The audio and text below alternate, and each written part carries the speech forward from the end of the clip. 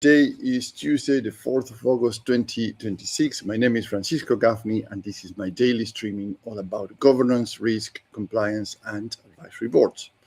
Now, this week I started to use a 4 milestone of the advisory board as the operating system, which is scale, predictability, systems, and edge, which is the model on the screen. So, but from a very practical point of view, is to build a 90-day board action plan. Because the reason is that when people show all these models, and you've seen many of these kind of models in books, in consulting firms, in coaches, in mentors, etc., it all seems very theoretical and leaves you wondering who is going to implement these and what business outcomes I will produce or what business outcomes will produce for your company.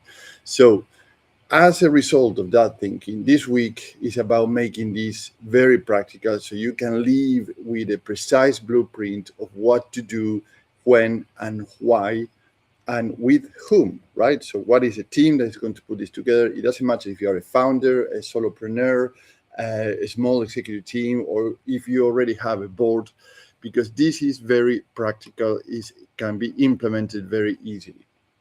Now, yesterday, I opened the week with the full 90-day advisory board operating system plan, right? So we have a full 30 to 60, 60 to, day 1 to 30, 30 to 60, 60 to 90 days, exactly what you have to do in those time frames.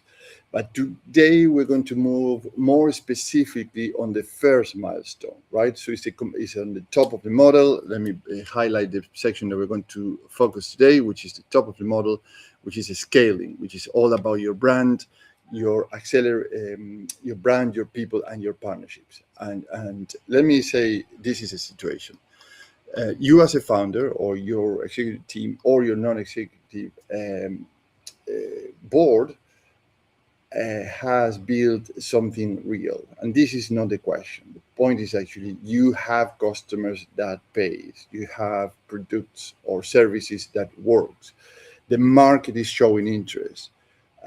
Perhaps a few large opportunities are appearing or coming up, like a public tender or a tender with a larger organization, whatever is the case, or potential partners or distributors or resellers. You start to open conversations with them. It's very exciting because this is going to, the way that we're going to accelerate our company is our opportunity to go to market in a big way. So you as a founder, or your executive team, or the non-executive director thinks, or the look and say, we are ready to scale. And this thinking comes from the evidence or the signals more than anything else that is coming from the outside of the organization. So you can understand why. Is in your mind is very clear that you say, yes, this is a way to go forward. Enough is working to make the next step to feel very obvious. But that is exactly where the risk sits. And it's not to slow you down and to say, oh, here we come, all this risk, all this problem. No, this is how to do the things in a very clever way, in a way that actually doesn't come back to you in a bad way in the future. And then you are in this situation that you are putting fires down all the time, right? So this is a kind of measurements to make sure that actually the next step is a step that actually stays and doesn't create more problems than the problems that you have today. So scale is not obvious to everyone all the time because it needs some testing. And here's a few problems that you're going to find, or if you are facing them, probably you are going to relate to them. Number one is that you, as a founder, mistake those interests for signals to scale the company. So interest means people want to know more, or are approaching you, or they are having very meaningful conversation about what to do next. But scaling your company means the business can sell, deliver, support, report, and repeat without this chaos that is coming in the near future if you go that way. Now, how to address this? A successful pilot does not prove the full delivery model. A business pilot does not prove conversion, right? But a few strong customers do not prove repeatability either, right? So if you have a very big tender coming up, but doesn't guarantee that actually it's going to be a repeat business for the coming future. So you have to look into that with a magnifying glass to ensure that you have the right thing there. So the board, yourself, and your executive team needs to test the systems underneath those interests. What is going to happen next? The second problem probably you're facing or you're going to face is that the brand still depends too much on you or a few people in your organization. And this, what it means is, it means that only you can explain the story with confidence. Only you can understand the problems deeply. Only you can handle objections and adapt the message in the room as you have these conversations. That is very useful at early stages of organization because you are the visionary, you are the person that actually bring this company to life.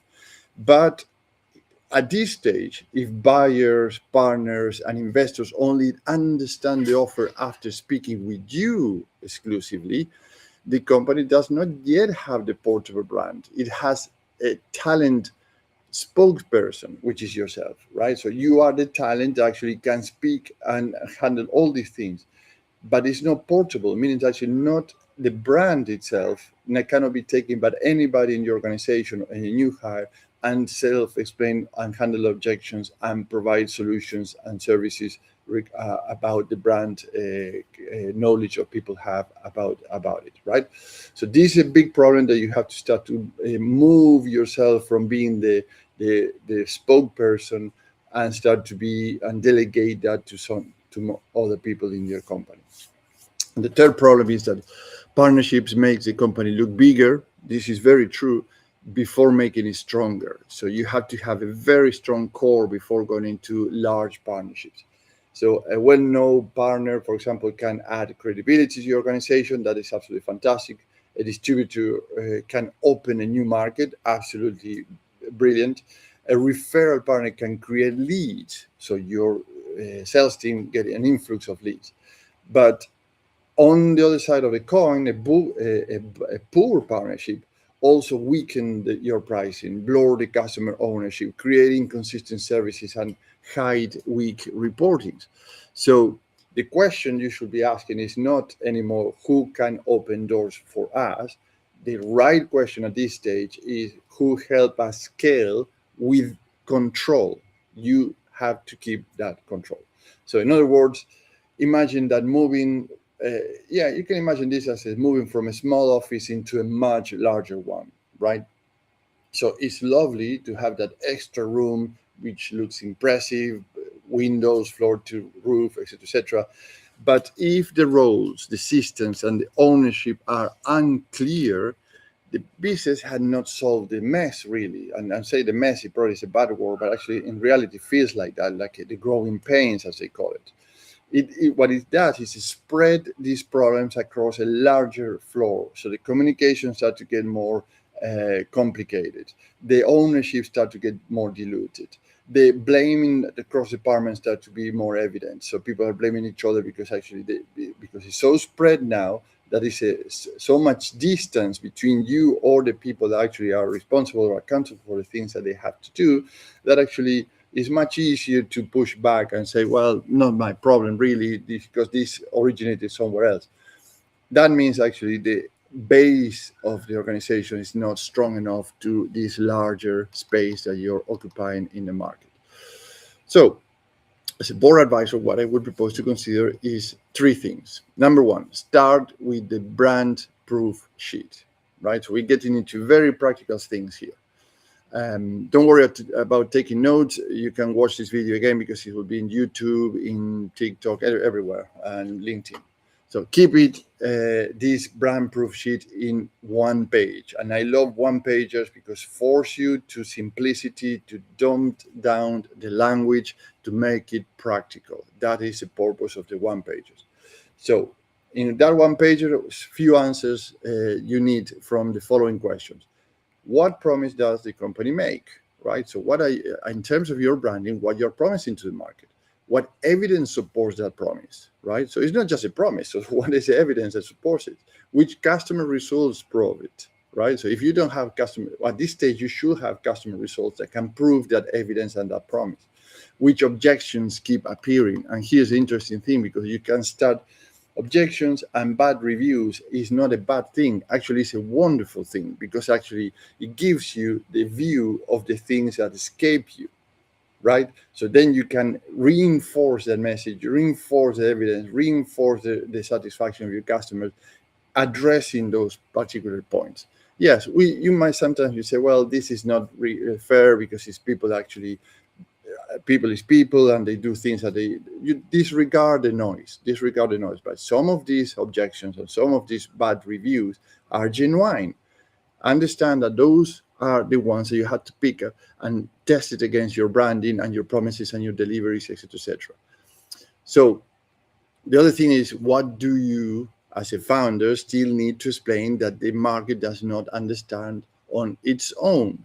And why I'm saying you as a founder, because sometimes or many times the founders are still the spokespersons of the company. So if you're not there, things don't happen. So it seems actually when I come here, everybody is active, everybody is working, not everybody working, everything is working. The boost of energy in your company is amazing. I go for a week on a business trip and I come back, and Monday feels like everything drained and shrunk. That's why, because you need to start to bring that energy to other people in the organization, right? So otherwise, you're going to go as far as you can stretch. And we talked about a couple of weeks about the fabric, the weaving of the fabric. So how much you can stretch until the point that you start to break and make bigger holes that actually a stronger fabric on a bigger frame, right? So after asking these questions, test your message, right? So ask the salesperson, delivery lead, a customer to explain why the company wins. If the three answers are completely different, so you have a brand issue there, still needs work. So people should pretty much respond pretty much in the same way or in a very similar way about the same questions in terms of your branding. The second suggestion is build a people capacity sheet, right? People capacity sheet, your teams, your human resources. Who owns the sales, for example? Who owns the delivery? Who owns support? Who owns partnership? Who owns risk? Who owns the board information? Who takes over if you, as a founder or as a part of the executive team, are needed in 3 locations at the same time in the same day? Now, why all this question? Because offers a very good perspective on dependencies, decision hierarchy, and accountability. You want to make sure that everybody owns a piece of the responsibility of what they do and how they do it. You cannot allow that people start to blame others or say, oh, this is not my field, this is not my department. It is your department, it is your field. And if something is not coming the way they should come, you have to raise that question to the company and say, hey, I love to do my job as they're supposed to do. I am accountable for what I have to do, but at the same time, I have an issue here. So what's going on? Actually, the things are not in the flow of the activities, are not coming into my desk the way they should for me to be responsible for this, right? So it's a different approach than I saying, oh, this is not my fault.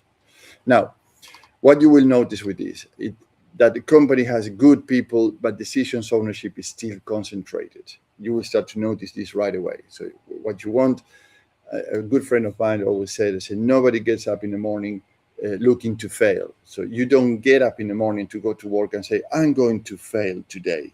No, everybody gets up in the morning and get frustrated, anxious, angry sometimes because they want to succeed. And the environment perhaps is not welcoming that interest to succeed. I'm not saying manipulating things or corporate ladder. I'm saying actually, naturally we want to do good, so bring that environment to place.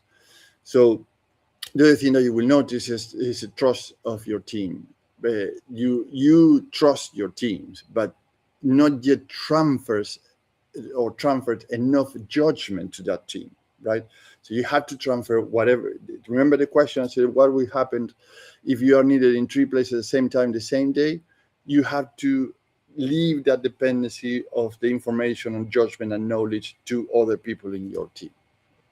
And a third thing that you will notice is that people are working hard. They are working hard, but the operation roles are still too dependent, again, on informal knowledge. So you have to have your operational procedure, you have to have your workflow processes, you have to have your hierarchy of dependencies and responsibilities, etc., all in place and well documented. The third thing is a partnership control sheet. So list the 5 most important current or targeted partners that you have in your organization. For each one, ask 4 questions, only 4 questions. Do they improve access? Do they improve margin? Do they improve controls? And do they improve credibility? So a partner who only improve access may still be useful, but that should know that what risk come with that access. It should know who owns the customer. It should know how pricing is protected, what information arrives and when you should know how poor delivery or weak conduct will be handled too. That is what turns a partnership from a hopeful relationship into a business asset. And remember that you're always looking into asset as part of your intellectual property, how to handle the partners' relationships.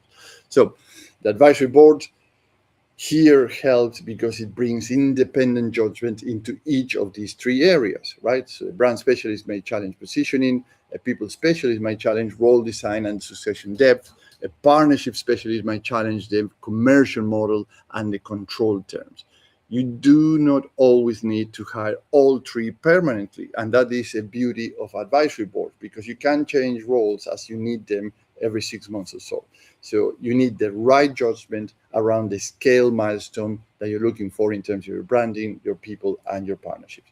That is a more calmer, at the same time faster and more focused route than adding headcounts before the company understands the real blockages in your organization. Now, how I can help you? 3 things: business outcomes, differentiators, and risk reduction. In terms of outcomes, is the 90-day scale readiness plan that turns your brand, your people, and your partnership into evidence that you can trust and test. In terms of differentiator, we put together an international advisory board that match your current growth constraints.